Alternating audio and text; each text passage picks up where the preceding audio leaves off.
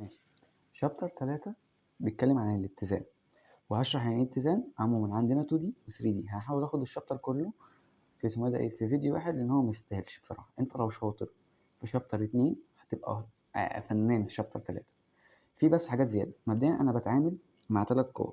اول قوه وهي ويت، وزن، وعندي تنشن شد، وعندي سبرينج سوست. بص، عندي ويت وتنشن وسبرينج، التلاتة قوة، تلاتة فورس، تلاتة بيتقاسوا بالنيوتن عادي. في كل واحد لعبة الويت ان هو لو ادولك بالكيلو جرام فهو اداك ماس، ما اداكش ويت. وانا ما بتعاملش بالكيلو جرام ولا بالماس، انا بتعامل بالويت. يبقى اعمل ايه؟ هضرب الرقم اللي ادوني في 9.81. الواحد مهم لانه بيفرق في الابروكسيمتلي، ممكن تلاقي مثلا فرق 3 من 10 5 من 10، فياريت تكتبه. تمام، يبقى 9.81 اللي هي بتاعت الجاذبيه هيديني الرقم بالويت. ده كده جزئيه الويت، مفيهاش اي مشكله. وطبعا ليه سهم، يعني لو ده صندوق فاكيد سهمه لتحت. تمام. ما هي فورس عادي، كانها قوه بس اسمها دبليو. ما فرقتش، بعملها كانها قوه عادي. التنشن ده قوه الحبل، هو عباره عن حبل. تمام، فانا بفرض ان عليه تنشن. ممكن اسميها اف، ممكن اسميها تي، ممكن اسميها تي اي، تي بي، تي سي، سميها اللي عاوز تسميها، المهم ان هي قوه عاديه. تمام. تمام. وما اظنش فيها لعبه ان بتقول لك ان انا مثلا لو عندي بقره، تمام، في مثلا حبل كده وحبل كده، والاتنين هما نفس الحبل، والحبل بيلف على البقره، هقول لك ان الحبل بي اي بي سي ده حبل واحد، فانت تعرف ان التنشن اللي هنا هو التنشن اللي هنا.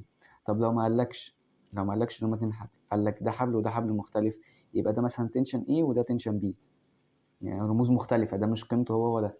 يبقى انت ركز، نفس الحبل نفس التنشن، نفس الحبل نفس التنشن. يعني مثلا مثال، عندي برضو بقرة نفس الحبل نازلة بويت، مثلا نازلة بويت 10 نيوتن. 10 نيوتن هحولها؟ لا خلاص هي جاهزة ب 10 نيوتن. طب وسهمها لتحت؟ طيب في هنا تنشن، مش ده حبل يبقى في هنا تنشن. طب التنشن ده إيه؟ اعرف اجيب قيمته بكام؟ قيمته برضه ب 10. ايه عرفت منين؟ ما هو نفس قيمة اللي تحت، ما هو نفس الحبل. فلو ده ب 10 يبقى كده ب 10، لان هم نفس الحبل نفس التنشن. بالنسبة للسبرينج، السبرينج بعتبرها كانها قوة عادي، ممكن اسميها اي اسم، هسميها اف. السبرينج بتساوي كي في اس.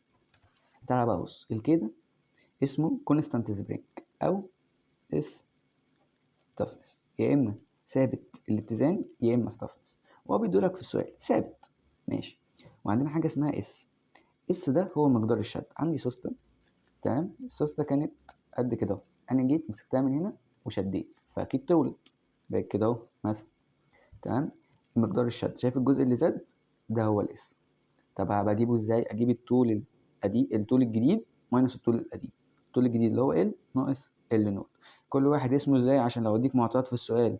ال اسمه stretched length اللي هو الطول المشدود. طب والال نود اسمه unstretched length اللي هو الطول غير المشدود اللي هو ال نود. تمام. تمام. في برضو معلومة، فاكر في ال 2 دي لما كان بيبقى مديك مثلث، مثلا يديك مثلا هنا 5 3 4، فانت تحليلي تقول لي ايوه دي كوساين اللي هي سوحه كحت هتقف، فتبقى تي في 4/5 وهنا تي في 3/5.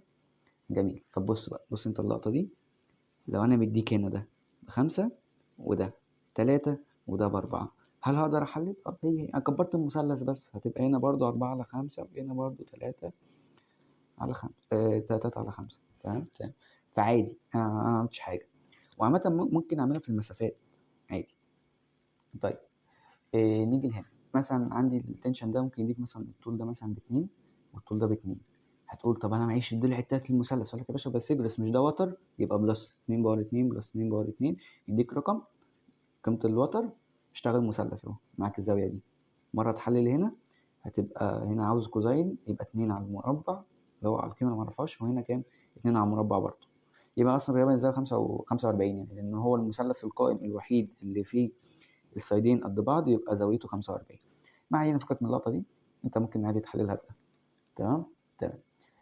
طب بالنسبة للسوستة، السوستة اللي احنا هنسميها اف، والاف بتساوي كي في اس، وبرده مشدودة. طب ماشي، برضو اداك ده ب2 واداني ده ب2، اجيب الوتر 2 باور 2 بلس 2 باور 2 اداني رقم. الرقم ده هو طول ايه؟ هو طول السوستة الحالي. يعني ايه؟ انا كان معايا سوسته نايمه كده اهو، مسكتها علقتها بين وربطتها بحبل وحطيت ويت صندوق، الصندوق ده شد السوسته، بس السوسته كبرت، كانت صغيره وكبرت نتيجه شد الويت، ماشي، فالسوسته كبرت. وبعدها انا خدت صوره لهذا الموقف وحطيتها لك في الكتاب. يبقى الطول الحالي ده الطول بعد مقدار الشد، ده الاستراتش لينس. يبقى القيمه اللي هتطلع لي من هنا هي قيمه ال، هي قيمه ال. لو انا معايا ال نوت اقدر اجيب الاس، ومعايا الكي اقدر اجيب الاف واشتغل عادي. طيب ماشي، يعني ايه بقى اكوليبريم؟ اسم الشابتر الاساسي، اسم الشابتر الاساسي اكوليبريم. يعني ايه؟ يعني انا هحلل كل القوى على اكس وواي عادي 2 دي، وسميشن اف اكس يساوي 0، سميشن اف واي يساوي 0. يعني ايه؟ يعني كل الاسهم اللي جايه هنا ناقص الاسهم اللي جايه الناحيه الثانيه بيساوي 0، كل الاسهم اللي طالعه فوق ناقص الاسهم اللي نازله تحت بيساوي 0. او اختار اللي تحب، اليمين بيساوي الشمال واللي فوق بيساوي اللي تحت. انهي واحده؟ كلهم صح. تمام تمام. ده بالنسبه لل 2 دي. واظن ان انا كده قلت كل افكار. يعني لو في حاجه زياده هبقى اقولها لكم ايه، هبقى اقولها لكم في الوصف، هتبقوا تشوفوا برضه في الفيديوهات، في حاجات خصوصا في شابتر في فيديو 2 دي بتاع التحليل في شابتر 2 كان في معلومات كتير في الوصف، هتبقوا تشوفوها ديسكريبشن يعني. ما علينا. لو انا عندي جسمين كده اهو، ماشي، رابط بينهم حبل كده اهو، وانا حاسس ان انا عاوز اقسم الرسمه، عاوز اشتغل على ده لوحده وعلى ده لوحده، دي رسمه لوحدها ودي رسمه لوحدها. ايه مربط الفرس اللي او ايه الربط اللي بينهم؟ هو الحبل. مش هو نفس الحبل يبقى دي تي ودي تي، والسهمين بيكونوا داخلين على بعض او عكس بعض ومش تفرق. يعني انت لو فرضتهم خارجين وطلع بالسالب يبقى هم داخلين، فهي مش تفرق انت فرضتهم، المهم ان هم عكس بعض. واشتغل على الرسمه دي عادي، احاول اجيب منها التي، ارجع اعوض في الرسمه الثانيه بالتي واجيب المعطى اللي هو طالبه او العكس.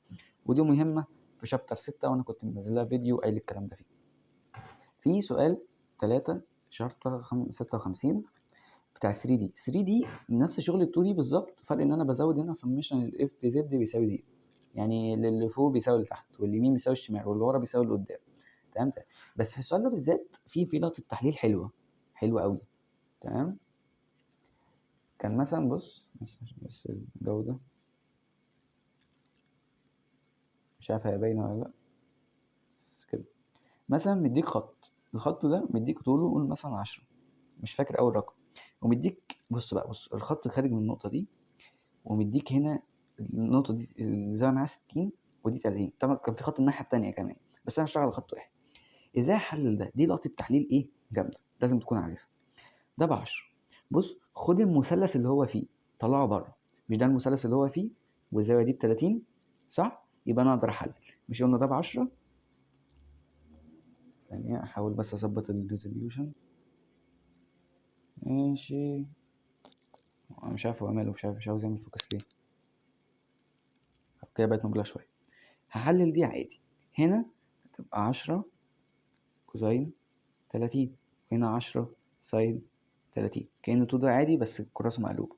تمام تمام. يبقى أنا وصلت للشكل ده، آخري بقى الخط الأزرق، ما أنا خلاص حللته، خفيت الخط الأزرق يبقى لي خطين الزر، ده اللي 10 ساين 30 وده 10 كوزين 30. بص احنا لما نيجي نحلل على اكس وواي، أي قوة عمودية، أي قوة لفوق أو لتحت، أي قوة يمين أو شمال ما بحللهاش تاني، خلاص ده آخرها إن هي كده أبسط شكل ليه. هي نفس الكلام. لما حللت هنا ال10 ساين 30 بقت موازية لمحور اكس، يبقى هي مش هتتحلل تاني، دي كده جاهزة. طب ده مش موازي اللي هو على محور، يبقى لسه هيتحلل تاني. شايف المثلث اللي هو عليه اللي بالزاوية التانية؟ اخده بره اهو المثلث ده.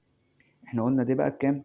ب10 كوزين 30. احللها هتبقى هنا 10 كوزين 30 كوزين 60، وهنا 10 كوزين 30 ساين 60. تحليل عادي. تمام تمام. طب ماشي، انا كده بسطت الشكل ده ان انا شلت اللي تحت وحطيت ده، وشلت اللي فوق وحطيت ايه ده. فاحنا في الاخر وصلنا لهذا الشكل. هتقولي ايه ده، هو مش كان تحت ايه اللي طلع فوق؟ اقول لك اصل دي مسافه، دي مسافه، فعادي تطلع فوق هي نفس مقدار المسافه، ما دام هما كده يبقى دي قد دي، يبقى دي قد دي، يبقى دي قد دي، يبقى دي اي مسافه ثانيه. فانا طلعتها لفوق، ممكن انزل دي لتحت، يعني ممكن اخلي دي كده اهو، اخلي دي كده اهو. يبقى انا كده حللت القوه. بص شايف دي في اللي في الاول خالص الشكل ده، بص اتحول لايه؟ للتحليل ده. طبعا كل قوة بقيمتها، طبعا دي قيمتها ودي قيمتها، وفين القيمة التالتة اللي قلنا إن هي جاهزة. ايوه القيمه الجاهزه اللي هي دي اللي احنا هنا عملنا عليها صح. فدي كانت لقطه التحليل في سؤال يعني عجبني، فقلت اجيب فكرته لان انا ما لقيتش حاجه تستحق في ال 3 دي ان انا اجيبها. ان انا بتحلل عادي سمشن اف اكس بيساوي 0، سمشن اف واي بيساوي 0، سمشن اف زد بيساوي 0. نفس اللعب اللي قلناه هنا بخصوص السوس ده بخصوص المثلثات بيشتغل عادي في ال 3 دي ما فيهوش اي مشكله. تمام. ان شاء الله ما اكونش وقعت حاجه، لو وقعت حاجه وافتكرتها بقى ايه هبقى احطها في الوصف برضو، فتبقوا يعني تشقروا عليه كده كل شويه، وانا لو في حاجه زودتها هقول في جروب ان انا زودت حاجه في فيديو كذا.